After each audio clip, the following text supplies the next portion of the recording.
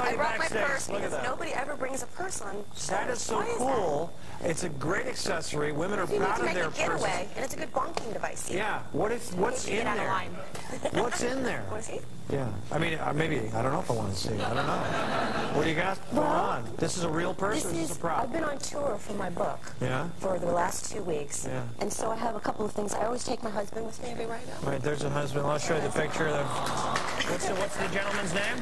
That's Jeff. Jeff? That's when I was a redhead. Right. So that's his redheaded girlfriend. We have little jokes about that. Oh, that's fun. Change it, keep it interesting. Yeah. And then I have my, let's see, I have my angel. That is my good luck charm.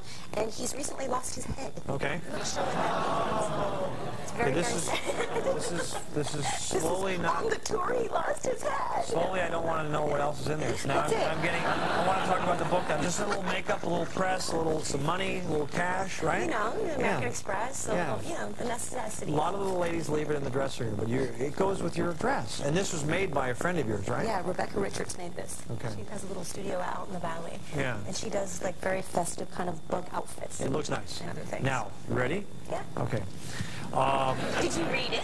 No, I haven't, but I will take it home tonight and read it. I got here. It's Monday. I got stuck in traffic. Now, did you not? When did you decide to write this? Because didn't you not? Was there a time when you didn't want to talk about your past? You didn't think it was advantageous to talk about it because you wanted to try to do. Actually, I just got really frustrated. Yeah. In the late '80s, the scandal happened in like 1986. I was 18 years old, and it was discovered that I was underage when I was making X-rated films, and I had the FBI and all this stuff happening to me. Right. And I had decided that I wanted to be a mainstream actress, and a lot of people laughed.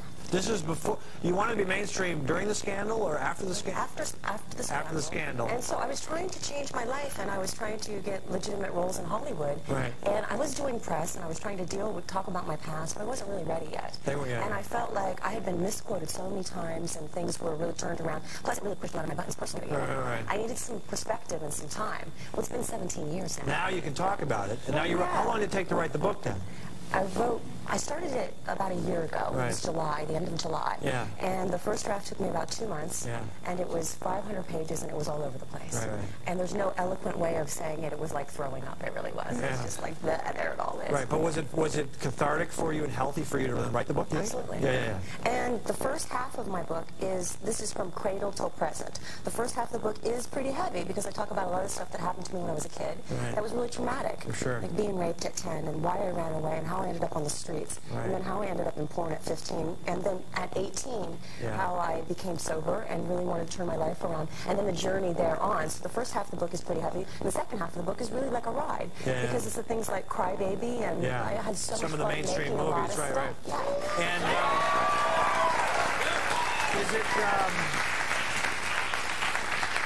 And is it safe to say that the second 18 years of your life were easier? Oh my God, yes. Yeah, it's been fun. Yeah, it's been fun and it's been easier. And then you get kicked every once in a while. Right. Some in the adult industry, some of them were upset with you, but they also thought you were calculated as far as you planned on this scandal? Well, I think that, there have been so many things about me that I've seen in print, as I'm saying, that seem really ridiculous to me. Right. Just the idea that a 15-year-old kid could plot this great thing is ridiculous. It really is. I mean, absolutely, I was acting out, and I was a wild child, and I had my issues, and I certainly had my issues with sex, and I thought that I knew everything. And, I was a brat. I'm the first one to admit that. But I wasn't a genius. Right. And it wasn't a big master plan. It really wasn't. And you're from Ohio, right? Mm-hmm. So you just moved out here as a 15-year-old. Well, my mother relocated myself and my 3 sisters when I was about 12. Yeah. So there was definitely culture shock. Yeah. And you got involved in drugs at a young age? Yeah, I think pretty much in junior high. Yeah. I discovered that a lot of the kids in California where I was going to school, they had, Ozzy Osbourne written on their vans, and they were smoking grass, and they were ditching class and surfing, and they're punks. That was where I was. A lot of punks. And then when you made the transition... Staying up late and watching talk shows. Yeah, exactly. That's healthy. Very, very healthy. When you made the transition, it was extremely difficult, right? Oh, yeah. And then is John Waters the one that gave you the huge break, or how did it work? You know, John gave me my first really big studio movie. Right. And that was, I mean, it was Brian Grazier, and it was Jim Abrams, and it was John Waters and Pat Moran and all of those people that said, yeah, okay. Yeah. And that was an amazing time in my life. I was 20 years old, and I was working with Iggy Pop, and Johnny Depp was doing his first movie, and Ricky Lake wanted to be a talk show hostess back then. She wanted to grow up to be Oprah, and by God, she did it. You know, in a way. I could crack a joke, but I'm not going to. Well, nope, editing myself. But well, everybody was out to prove something. Maybe me more than anyone. And what year is this? This was 1989. And you were also doing music then, right? I did my first album in 1995. Okay. It was called 1,000 Fires for MCA. Okay. And you're influenced by 80s music? I love 80s music. Now we have what do we have in the cart? One of your songs, your old songs? Oh, cool. Which one is this? Can you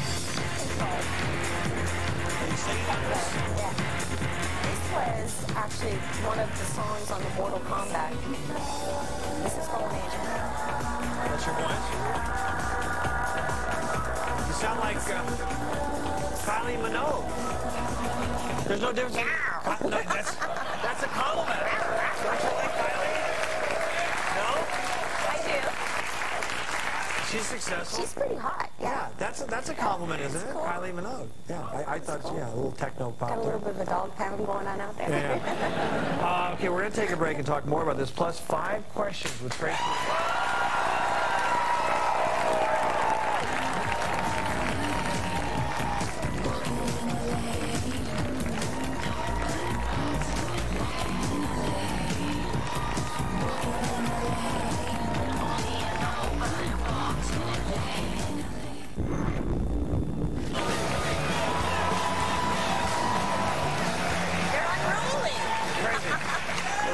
Traci Lord, she has a new book out, and you have had a odd remark.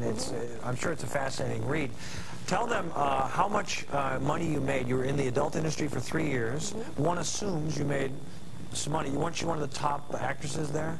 So you would have made some. I think one of the things that people don't realize is that was in 1984, 85, and 86. That's when people were still trying to decide if they wanted beta or VHS. Right. So I actually, in 3 years, I made maybe $40,000, which was something really difficult to explain to the IRS much later.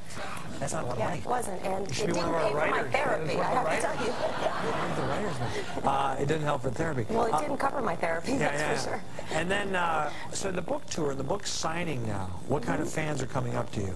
It's been really wild. My fans have been really supportive, but they are really very eclectic, would be the right way to say it. I mean, I have fans that are 15, 10, 15 to 85. I'm not kidding. It's the Melrose Place people, it's the Roseanne people that are fans of baby, people that are fans of the music. Still, people bring albums up to me all the time. And then I get the trench coat crowd. That's what I call them. Right there. You know?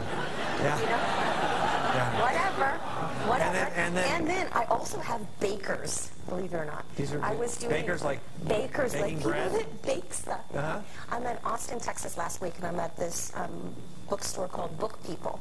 And this very distinguished looking gentleman comes walking up, and he has a white box. And he takes it, and he says, "Ms. Lord, you have inspired me in ways that you will never understand." And I'm like, okay. And he takes it, he puts it down. And so, you know, I have security on both sides, 2 police officers standing right here. And I'm just like, oh, that's very nice. And I go and I open it up, and there's these 2 enormous chocolate boobs looking at me. Like with a really intricate Victoria's lace, you know, secret lace bra and like erect pink nipples. Wow. And I'm like, oh my God.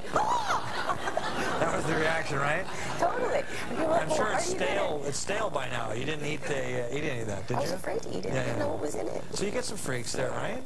I think he was very nice, and he put his card, and he worked for I'm sure you'll be calling him at some point in your life. Okay, are you ready for the big 5? Oh, okay. 5.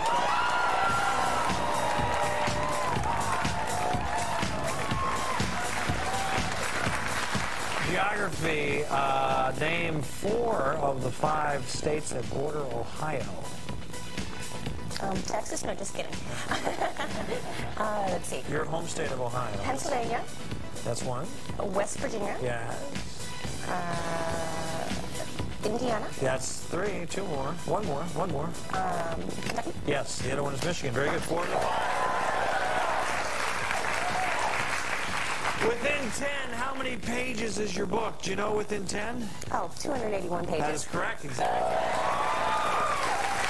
Okay, I didn't know. Sometimes... My blood, sweat, and tears. Sometimes the authors actually don't even know how long their books are. Yeah, Okay. see, I actually wrote my book, so that makes me different.